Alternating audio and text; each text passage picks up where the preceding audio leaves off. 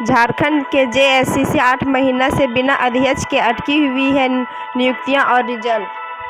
झारखंड कर्मचारी चयन आयोग में पिछले 8 माह से अस्थायी चेयरमैन नहीं है। इस कारण नियुक्ति परीक्षा अटकी हुई है।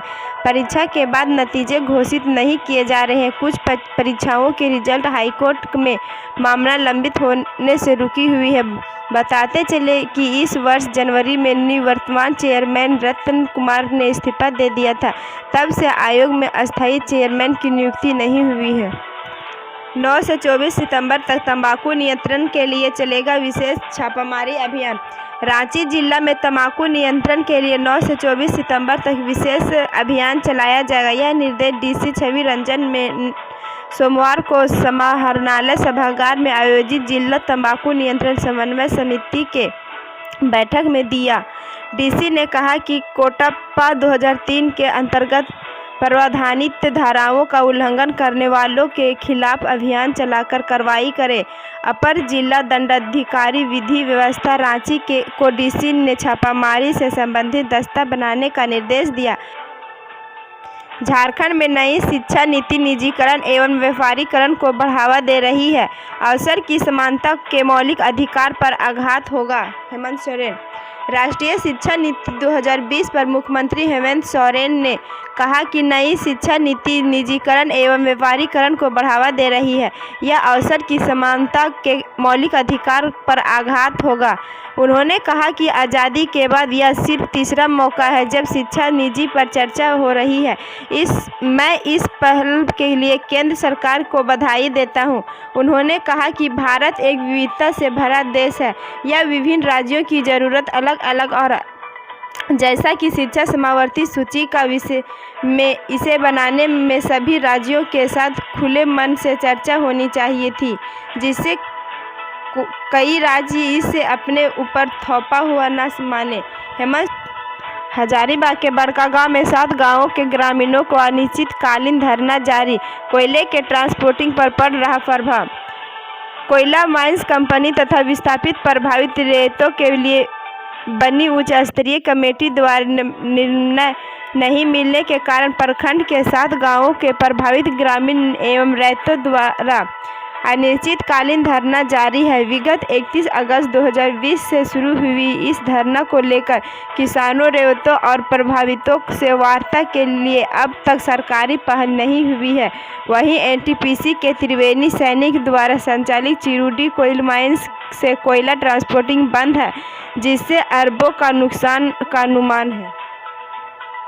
झारखंड में धर्मांतरण पर एक ट्वीट से छिड़ी बहस। रघुवर दास ने हेमंत सोरेन सरकार पर किया प्रहार। झारखंड में एक ट्वीट से धर्मांतरण पर बहस छिड़ गई है। भारतीय जनता पार्टी के वरिष्ठ नेता और प्रदेश के पूर्व मुख्यमंत्री रघुवर दास ने ट्विटर पर एक पोस्ट डालकर हेमंत सोरेन की अगुवाई में चल रही सरकार पर बड़ा प्रहार किया। झारखंड मुक्ति मोर्चा नीत महागठबंधन सरकार पर आदिवासियों की संस्कृति को नष्ट करने का आरोप रघुवर दास ने लगाया है। झारखंड में हड़ताल पर गए राज्यभर के 2500 सहायक पुलिसकर्मी मांगे पूरी नहीं हुई तो 12 सितंबर से राजभवन को करेंगे घेराव। राज्य भर में 2500 सहायक पुलिसकर्मी सोमवार से हड़ताल पर चले गए हैं। सहायक पुलिसकर्मियों ने अस्थायीकरण की मांग को लेकर यह हड़ताल की है। हड़ताल पर गए सहायक पुलिसकर्मियों ने बताया कि सरकार की नीति के खिलाफ वे लोग 7 सितंबर से 11 सितंबर तक पूरे राज्य में हड़ताल पर रहेंगे। इसके बाद भी अगर उनकी मांग पर सरकार की ओर से कोई विचार नहीं किया जाता है तो 12 सितंबर से राजभवन का घेराव का आंदोलन करने का बाध्य होंगे। शिक्षा मंत्री का बड़ा बयान। कहा, अब हम स्कूल खोलने के लिए तैयार हैं। देश में कोरोना का कहर जारी है, लेकिन अब भारत अनलॉक 4.0 में पहुंच चुका है। अनलॉक की प्रक्रिया में बस, ट्रेन, मेट्रो के साथ साथ धार्मिक स्थल भी खोले जा रहे हैं। कोरोना की वजह से देश में मार्च के आखिरी सप्ताह से स्कूल कॉलेज बंद है, जिसकी वजह से छात्रों की पढ़ाई का नुकसान बहुत हो चुका है और अब हर कोई स्कूल खोलने का इंतजार कर रहा है। 7 साल में देश की साक्षरता 8.4% बढ़ी। झारखंड की मात्र 4.3%। बिहार, यूपी हमसे भी पीछे। केरल टॉप पर। देश में साक्षरता दर में सबसे टॉप और सबसे निचले पायदान पर दक्षिण के ही राज्य हैं। राष्ट्रीय सांख्यिकी कार्यालय के सर्वेक्षण के अनुसार साक्षरता के मामले में केरल 96.2% के साथ टॉप पर और 66.4% के साथ आंध्र प्रदेश सबसे निचले पायदान पर है। वहीं झारखंड 74.3% के साथ 16वें स्थान पर है। यहाँ साक्षरता दर 4.3% बढ़ी है। साक्षरता में बिहार उत्तर प्रदेश हमसे पीछे हैं। भारत हाइपरसोनिक टेक्नोलॉजी हासिल की, ऐसा करने वाला दुनिया का चौथा देश। 5 साल में देश में ही बनेगी हाइपरसोनिक मिसाइल। भारत में हाइपरसोनिक टेक्नोलॉजी डेमोन्स्ट्रेटर देश में तैयार करने में कामयाबी हासिल की है। इसे DRDO ने तैयार किया है। ओडिशा के बालासोर स्थित APJ अब्दुल कलाम रेंज में सोमवार को इसका परीक्षण सफल रहा। इसे स्क्रैम जेट इंजन की मदद से लॉन्च किया गया। भारत यह तकनीक हासिल करने वाला दुनिया का चौथा देश बन गया है। इससे पहले अमेरिका, रूस और चीन भी यह तकनीक तैयार कर चुके हैं। फ्रांस की रक्षा मंत्री का भारत दौरा। राफेल इंडक्शन सेरेमनी में शामिल होने 10 सितंबर को भारत आएगी फ्लोरेंस पार्ली। गलवान झड़प के बाद भारत आने वाली पहली विदेशी नेता। फ्रांस की रक्षा मंत्री फ्लोरेंस पार्ली 10 सितंबर को भारत पहुंचेगी।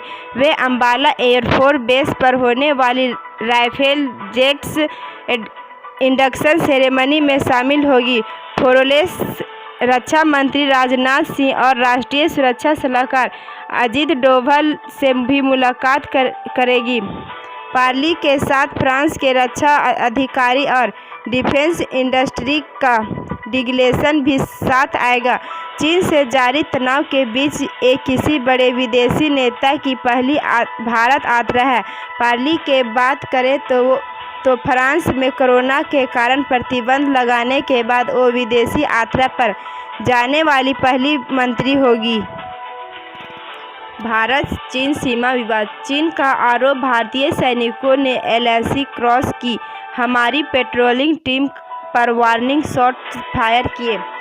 बताया जाता है कि 29-30 अगस्त की रात चीनी सैनिकों ने पेंगोंग त्सो झील के दक्षिणी हिस्से में मौजूद एक अहम चोटी पर कब्जे की साजिश रची थी, लेकिन भारतीय सैनिक की स्पेशल ऑपरेशन बटालियन ने न सिर्फ उन्हें खदेड़ दिया बल्कि यह पूरी चोटी अपने कब्जे में ले ली।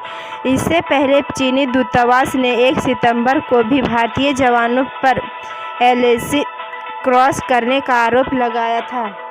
हालांकि इस दशक में पहली बार जब चीन ने LAC पर भारतीय जवानों के द्वारा फायर करने का आरोप लगाया है। चीनी मीडिया के प्रवक्ता ने कहा कि जब चीनी सेना की पेट्रोलिंग पार्टी भारतीय जवानों से बातचीत करने के लिए आगे बढ़ी तो उन्होंने जवाब में वार्निंग शॉट फायर किए। हालांकि भारतीय सेना ने अब तक कोई आधिकारिक बयान जारी नहीं किया है।